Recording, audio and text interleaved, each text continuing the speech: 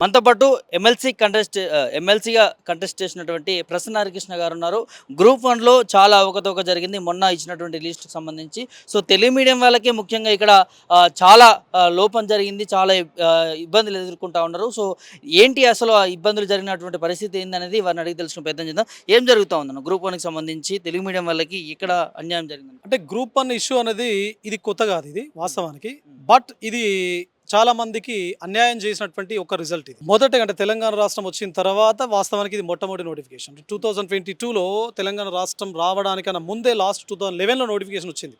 11 తర్వాత 22లో వచ్చింది notification. Paper లీకేజీలు 3 సార్లు ప్రిలిమ్స్ ఎగ్జామ్స్, నెక్స్ట్ గత ప్రభుత్వం ఇచ్చినటువంటి సామాజిక న్యాయాన్ని చేసేటువంటి ఒక జియో నంబర్ 55, దాన్ని ఈ ప్రభుత్వం వచ్చిన తర్వాత దాన్ని పక్కన పెట్టి జియో నంబర్ 29 తీసుకొచ్చింది. అంటే ఇది సామాజిక న్యాయానికి దూరమైనటువంటి జియో. గత ప్రభుత్వం తీసుకొచ్చినటువంటి జియో సామాజిక న్యాయాన్ని చేసినటువంటి జియో. మరి ఈ కాంటెక్స్ లోపల ప్రిలిమ్స్ అయిపోయింది, మెయిన్స్ అయిపోయింది. మొన్న మార్చి 10వ తారీఖున ఈ మెయిన్స్కి సంబంధించినటువంటి ఫైనల్ రిజల్ట్ పెట్టారు. అయితే ఎందుకు అభ్యర్థుల వైపు నుంచి చాలా అన్యాయం జరిగింది అని చెప్పేసేటువంటి ఒక రకమైనటువంటి డిమాండ్ వస్తూ ఉన్నది, బాధ నిరసన వ్యక్తపరచడం జరుగుతూ ఉన్నది అని అంటే, వాస్తవానికి టీజీపీఎస్సీ వాళ్ళు ఏ రిజల్ట్ పెట్టినా కూడా గ్రూప్ 2 కానీ నిన్న పెట్టినటువంటి గ్రూప్ 3లో కూడా జిఆర్ఎల్ జనరల్ ర్యాంకింగ్ లిస్ట్ పెడతారు. అంటే ఎవరికి ఎన్ని మార్కులు వచ్చినాయి అని చెప్పేసి కంప్లీట్ పబ్లిక్ డొమైన్ లో పెడతారు. మొత్తం క్యాండిడేట్ ఏంది, హాల్ టికెట్ ఏంది, వాళ్ళకి వచ్చినటువంటి మార్కులు ఏంటి. మరి గ్రూప్ 2కు 3కి పెట్టినప్పుడు గ్రూప్ 1కి ఎందుకు పెట్టలేదు? అన్ని కూడా ఎగ్జామ్సే కదా, ఎందుకు గ్రూప్ 1కి పెట్టలేదు? అంటే క్యాండిడేట్స్ లాగిన్ లో మాత్రమే వాళ్ళు మాత్రమే వాళ్ళ హాల్ టికెట్ నంబర్ టైప్ చేసి చూసుకుంటే ఒక క్యాండిడేట్ కు మాత్రమే తెలుస్తుంది, మిగతా పబ్లిక్ ఎవరికి తెలియదు. అంటే అంత సీక్రసీ మెయింటైన్ చేయాల్సినటువంటి అవసరం ఏంటి గ్రూప్ 1 విషయంలో? గ్రూప్ 2 విషయంలో లేనటువంటి సీక్రసీ, గ్రూప్ 3 విషయంలో లేనటువంటి సీక్రసీ, మిగతా పరీక్షల కోణంలో లేనటువంటి సీక్రసీ గ్రూప్ 1కి ఎందుకు అనేది అభ్యర్థుల వైపు నుంచి వస్తున్నటువంటి డిమాండ్. రెండవది ప్రధానమైనటువంటి అంశం ఏంటి అంటే ఇవాల్యుయేషన్ ప్రాసెస్. అంటే ఈ పేపర్లను దిద్దించేటువంటి ప్రక్రియ అంటే గత సంవత్సరం నవంబర్ 1 నుంచి ఈ సంవత్సరం జనవరి 31 వరకు జరిగింది. అంటే 3 నెలలు పేపర్లను దిద్దేటువంటి ప్రక్రియ జరిగింది. అంటే గతంలో పేపర్లు దిద్దేటప్పుడు స్టార్ట్ అయినటువంటి మొదటి స్పెల్ ఉన్నప్పుడు చైర్మన్ బుర్రా వెంకటేశం గారు కాదు, మహేందర్ రెడ్డి గారు చైర్మన్ గా ఉన్నారు. అంటే మహేందర్ రెడ్డి గారు చైర్మన్ గా ఉన్నప్పుడు కొన్ని పేపర్లు ఇవాల్యుయేషన్ చేశారు. అప్పుడు ఉన్నటువంటి ఇన్స్ట్రక్షన్స్ ఒక రకంగా ఉన్నాయి. కొంత పేపర్లు కొన్ని దిద్దిన తర్వాత మళ్ళీ బుర్రా వెంకటేశం గారు చార్జ్ తీసుకున్న తర్వాత వచ్చినటువంటి ఇన్స్ట్రక్షన్స్ ఇంకొక రకంగా ఉంది. అంటే మొదటి స్పెల్ లోపల దిద్దినటువంటి వ్యక్తులకు చాలా standard and clear cut instructions ఉన్నాయి. అంటే యూపీఎస్సీ స్టాండర్డ్స్ లోపల మీరు పేపర్స్ను ఇవాల్యుయేట్ చేయండి అని చెప్పేసి అప్పుడు దిద్దినటువంటి ప్రొఫెసర్స్ అండ్ అసిస్టెంట్ ప్రొఫెసర్స్ చెప్పారు. దానివల్ల మొదటి స్పెల్ లోపల చాలా స్టాండర్డ్గా దిద్దినప్పుడు మార్కులు తక్కువ వచ్చాయి. అండ్ ఎప్పుడైతే బుర్రా వెంకటేశం గారు చార్జ్ తీసుకోవడం జరిగిందో జనరల్గా మనకు మినిమం క్వాలిఫైయింగ్ మార్క్ ఉంటుంది. ఎస్సీ ఎస్టీలకు 30%, బీసీలకు 35%, ఓసీలకు 40%. మరి ఈ విధంగా ఉన్నప్పుడు స్టాండర్డ్ తరహా లోపల పేపర్లు దిద్దితే అసలు క్వాలిఫై కావట్లేదు. ఎవరు క్వాలిఫై కానప్పుడు బ్యాక్లాగ్ పడే అవకాశం ఉంది అని చెప్పేసి ఇన్స్ట్రక్షన్స్ కొంత లిబరలైజ్ చేసి, సో మీరు ఒకటి మార్కులు ప్రతి ప్రశ్నకు వేయండి అని చెప్పేసి ఇన్స్ట్రక్షన్స్ వచ్చినట్టుగా మనకు తెలుస్తుంది. మరి ఈ కాంటెక్స్ లోపల అంటే ఫస్ట్ స్పెల్ లో ఉన్నటువంటి అభ్యర్థులతో పోల్చితే సెకండ్ స్పెల్ అభ్యర్థులకు మార్కులు ఎక్కువగా వచ్చినట్టు అర్థమవుతుంది. అండ్ పేపర్ ఇవాల్యుయేటర్స్ ఎవరైతే ఉన్నారో వాళ్ళకి ఇచ్చినటువంటి బ్లూ ప్రింట్ ఏదైతే ఉందో బ్లూ ప్రింట్ లోపల శాస్త్రీయత లేదు. అంటే బ్లూ ప్రింట్ ప్రకారమే దిద్దండి అని చెప్పేసి అన్నప్పుడు అసలు పరిధి లేనటువంటి పరీక్ష గ్రూప్ 1 కానీ ఈ పోటీ పరీక్షలే పరిధి ఉన్నటువంటి పరీక్ష. మీరు ఇంటర్మీడియట్ డిగ్రీ పరీక్షలు అయితే టెక్స్ట్ బుక్ లో ఏదైతే ఉందో దాని ప్రకారం బ్లూ ప్రింట్ తయారవుతుంది, దాని ప్రకారం పేపర్లు దిద్దే వాళ్ళు ఆ విధంగా దిద్దుతారు, మార్కులు ఆ విధంగా పోస్ట్ చేస్తారు. బట్ ఏమాత్రం రెఫరెన్స్ సోర్స్ లేని, ఏమాత్రం పరిధి లేనటువంటి పోటీ పరీక్షలకు వీళ్ళు ఏ విధంగా ఎంత శాస్త్రీయతతో కూడినటువంటి బ్లూ ప్రింట్ తయారు చేశారు. మరి బ్లూ ప్రింట్ ప్రకారమే దిద్దాలి అన్నప్పుడు ఒక ప్రశ్నకు చాలా డిఫరెంట్ డైమెన్షన్స్ ఉంటాయి. నా వ్యూ ఒక రకంగా ఉంటుంది, మీ వ్యూ ఒక రకంగా ఉంటుంది, మరొకరి వ్యూ మరొక రకంగా ఉంటుంది. ఇది గ్రూప్ 1 అనేది డిస్క్రిప్టివ్ పరీక్ష. అంటే మీ యొక్క విశ్లేషణ, మీ యొక్క ఎక్స్ప్రెషన్ ఆధారంగా చేసుకొని ఈ పరీక్ష ఉంటుంది. మరి విశ్లేషణ ఎక్స్ప్రెషన్ కు ప్రాధాన్యత ఇచ్చినప్పుడు ఇంకా బ్లూ ప్రింట్ ఏంది? అసలు బ్లూ ప్రింట్ లో ఉన్నటువంటి అన్ని అంశాలు రిఫ్లెక్ట్ అవ్వచ్చు, కాకపోవచ్చు, ఇంకా కొత్త అంశాలు రిఫ్లెక్ట్ కావడానికి అవకాశం ఉంటుంది. మరి ఇలాంటి తరుణం లోపల ఎంత మేరకు శాస్త్రీయత, మాత్రం శాస్త్రీయత లేనటువంటి బ్లూ ప్రింట్ను మీరు దాని ఆధారంగానే మార్కులు వేయాలి అని చెప్పేసి అంటే తప్పనిసరిగా తెలుగు మీడియం అభ్యర్థులకు అన్యాయం జరిగింది చాలా స్పష్టంగా. అయితే నిన్నగాక మొన్న టీజీపీఎస్సీ వాళ్ళకు ప్రెస్ నోట్ తయారు చేసి రిలీజ్ చేశారు. అంటే టాప్ 100 లోపల ఎంత పర్సెంట్ ఓబీసీలు, ఎంత పర్సెంట్ ఎస్సీ ఎస్టీలు, ఎంత పర్సెంట్ మైనారిటీస్, ఎంత పర్సెంట్ ఓసీలు, ఎంత పర్సెంట్ ఈడబ్ల్యూఎస్కి సంబంధించినటువంటి వ్యక్తులు ఉన్నారు అని చెప్పేసి ఒక ప్రెస్ నోట్ రిలీజ్ చేశారు. అదేవిధంగా ఒక్కొక్క పేపర్లో అంటే 6 పేపర్లు, అదేవిధంగా ఇంగ్లీష్తో కలుపుకుంటే మొత్తం 7 పేపర్లకు సంబంధించి ప్రతి పేపర్లో హైయెస్ట్ మార్కులు ఎంత వచ్చినాయో వాళ్ళు రిలీజ్ చేశారు. బట్ ఇక్కడ అభ్యర్థుల వైపు నుంచి వస్తున్నటువంటి డిమాండ్ ఏంటి అంటే అవన్నీ మీరు రిలీజ్ చేశారు కదా, బాగానే ఉంది, మరి ఎందుకు మీరు టాప్ 100 లోపల తెలుగు మీడియం వాళ్ళు ఎంతమంది ఉన్నారు, ఇంగ్లీష్ మీడియం వాళ్ళు ఎంతమంది ఉన్నారు అనేటువంటి లిస్ట్ ఎందుకు మీరు రిలీజ్ చేయలేదు? రిలీజ్ చేయలేదు అంటే తెలుగు మీడియం అభ్యర్థులకు మీరు కావాలని అన్యాయం చేసిర్రా అనేది వాళ్ళ వైపు నుంచి వస్తున్నటువంటి ఒక రకమైనటువంటి డిమాండ్. అంటే వాస్తవానికి నా దృష్టి కూడా నేను కూడా అనాలిసిస్ చేశాను. టాప్ 100 లోపల అసలు 20% తెలుగు మీడియం స్టూడెంట్స్ కంట్రిబ్యూషన్ లేదు. అంటే 20 మంది కాదు, నాకు తెలిసి 10 మంది కూడా ఉండరు. అంటే 10 మంది లేరు 100 లోపల. అంటే అసలు మనది తెలుగు తెలంగాణ రాష్ట్రంలో ఉన్నాం, తెలుగు అధికార భాష, తెలుగు అధికార భాష సంఘం ఉంటుంది, మనం ప్రపంచ మహాసభలు చేస్తాం, రాష్ట్ర మహాసభలు, జాతీయ మహాసభలు చేస్తాం.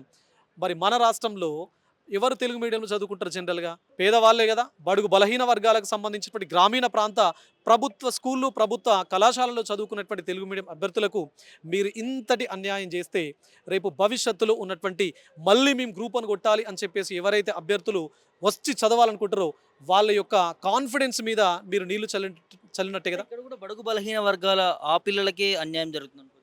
ఆబ్వియస్లీ ఇప్పుడు తెలుగు మీడియంలో మెజారిటీ కేసు, అంటే ఇంగ్లీష్ మీడియంలో పేదవాళ్ళు ఉండరు అని నేను అనట్లేదు, బట్ మెజారిటీ కేసు లోపల ఇప్పటికీ తెలుగు మీడియం లోపల ఒక స్టూడెంట్ వెళ్ళి చదువుతున్నాడు అంటే డబ్బులు పేయింగ్ కెపాసిటీ లేక, ఇంగ్లీష్ మీడియంలో చదివించేటువంటి స్తోమత లేక పేరెంట్స్ తెలుగు మీడియంకి పంపించేటువంటి పరిస్థితి. మరి ఇలాంటి కాంటెక్స్లో నేను మీడియంకు వ్యతిరేకం కాదు, బట్ ఇవాల్యుయేషన్ ప్రాసెస్, పేపర్లు దిద్దినటువంటి విధానం, దిద్దిన వారి యొక్క అర్హత, దిద్దిన వారి యొక్క ఎక్స్పీరియన్స్, ఇది చాలా చాలా ఇంపార్టెంట్. అంటే దిద్దిన వారికి సంబంధించినటువంటి సబ్జెక్ట్ యొక్క కంటెంట్ రిలవెన్స్, అంటే వాళ్ళు ఏం వాళ్ళ వాళ్ళ వాళ్ళ వాళ్ళ కాలేజీలో ఏం బోధిస్తున్నారు, ఇక్కడ ఏ పేపర్ దిద్దుతున్నారు అనేది చాలా ఇంపార్టెంట్. అంటే ఇప్పుడు ఈ పేపర్స్ ఏవైతే గ్రూప్ 1కి సంబంధించి కంప్లీట్ డైనమిక్గా ఉంటాయి. అంటే మారుతున్నటువంటి ట్రెండ్స్ ఏవైతే ఉంటాయో ఆ ట్రెండ్స్ను బేస్ చేసుకొని ప్రశ్నపత్రం తయారవుతుంది. మరి కాలేజెస్ లోపల, యూనివర్సిటీస్ లోపల చదువు చెప్పేటువంటి వ్యక్తులు ఏ మాత్రం రిలవెంట్, అంటే పెద్దగా కాంటెంపరీ ఇష్యూస్తో వాళ్ళకు సంబంధం తక్కువగా ఉంటుంది. సబ్జెక్ట్ అద్భుతంగా ఉంటుంది, లేదని నేను అనట్లేదు, బట్ కాంటెంపరీ ఇష్యూస్తో తక్కువగా రిలవెన్స్ ఉన్నటువంటి వ్యక్తుల చేత ఒకవేళ పేపర్లు కనుక దిద్దిస్తే అప్పుడు తప్పనిసరిగా అన్యాయం జరుగుతుంది. అది మీడియం కోణంలో అన్యాయం జరుగుతుంది, మార్కులు వేసేటువంటి కోణంలో అన్యాయం జరుగుతుంది. అయితే టీజీపీఎస్సీ వాళ్ళు మొన్న రీకౌంటింగ్కు మేము అవకాశం ఇస్తామని చెప్పేసి వెబ్సైట్ లోపల పెట్టారు. బట్ రీకౌంటింగ్ వల్ల పెద్దగా ఎవరికి న్యాయం జరగదు, ఒరిగేదేం లేదు. So I'm requesting the TGPSC and the government of Telangana, so రివాల్యుయేషన్కి అవకాశం ఇవ్వండి.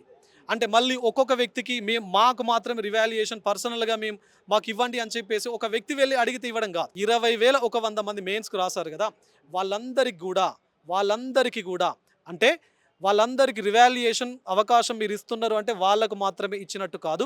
తెలంగాణ రాష్ట్రం లోపల కొన్ని లక్షల మంది నిరుద్యోగులకు ఒక నమ్మకాన్ని, భరోసాను టీజీపీఎస్సీ ఇచ్చినట్లే.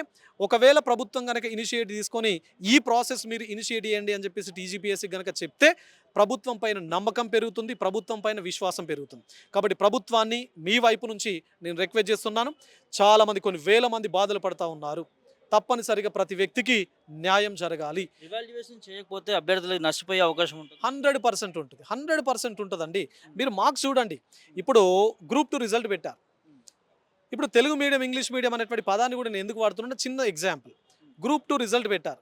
గ్రూప్ 2 రిజల్ట్లో టాప్ 100 లోపల ఎంతమంది తెలుగు మీడియం అభ్యర్థులు ఉన్నారో చూడండి. గ్రూప్ 1 లోపల టాప్ 100లో ఎంతమంది తెలుగు మీడియం అభ్యర్థులు ఉన్నారో చూడండి.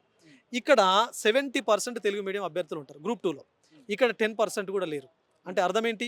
తెలుగు మీడియం వాళ్ళకు ఒకవేళ నిజంగానే తెలివి లేదు అంటే, తెలుగు మీడియం వాళ్ళకి అసలు విశ్లేషణ సామర్థ్యం లేదు అంటే, తెలుగు మీడియం వాళ్ళకి అసలు ఎక్స్ప్రెషన్ లేదు అంటే ఇక్కడ గ్రూప్ 2లో ఉండదు కదా. మరి వాళ్ళ కంటెంట్ ఎంతో కొంత ఉన్నది కాబట్టి గ్రూప్ 2 లోపల టాపర్స్గా నిలబడ్డారు కదా. మరి వాళ్ళకి ఆ స్కిల్ కూడా, రాసే స్కిల్ ఇక్కడ ఉంటుంది కదా. మరి ఉన్నప్పటికీ ఎందుకు అంత తెలుగు మీడియంని కన్సిడర్ చేయలేకపోయారు?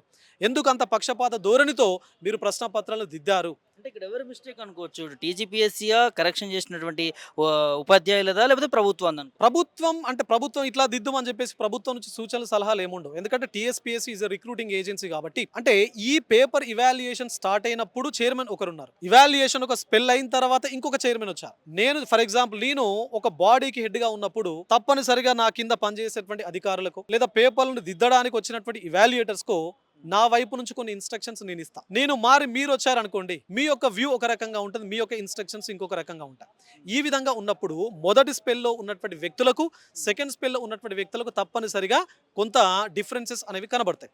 ఆ రకంగా అన్యాయం జరుగుతుంది. అండ్ రిలవెన్స్ లేనటువంటి వ్యక్తుల చేత పేపర్లు దిద్దిస్తే తప్పనిసరిగా అన్యాయం జరుగుతుంది. ఆ అన్యాయమే ఇప్పుడు ఫలితాల రూపంలో మనకు కనబడతా ఉన్నది. రివాల్యుయేషన్ తప్పనిసరిగా చేయాలి. ఎందుకంటే ఇప్పుడు 3 నెలలు, నవంబర్ 1 నుంచి జనవరి 31 వరకు పేపర్ ఇవాల్యుయేషన్ చేసి మీరు రిజల్ట్ ఇచ్చారు. మరొక 3 నెలలు సేమ్ పేపర్లను మళ్ళీ రీఇవాల్యుయేట్ చేయండి. దానివల్ల ఎవరికి నష్టం లేదు కదా, ప్రభుత్వానికి ఆర్థిక నష్టం లేదు, రిక్రూట్మెంట్ ఏజెన్సీ అయినటువంటి టీజీపీఎస్సీకి పెద్దగా నష్టం లేదు.